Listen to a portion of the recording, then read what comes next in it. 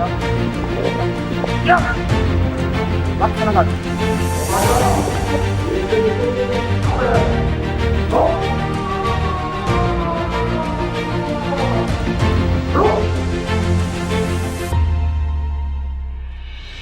Pelaksanaan operasi sambil selama 2022 dalam bentuk Harana Muslimat bidang lalu lintas yang didukung instansi terkait akan dilaksanakan selama 14 hari terhitung mulai tanggal 13 Juni sampai dengan 26 Juni yang akan datang di seluruh wilayah Provinsi Aceh dengan mengedepankan kegiatan legislatif, persuasif, dan humani serta tetap disiplin menerapkan protokol kesehatan.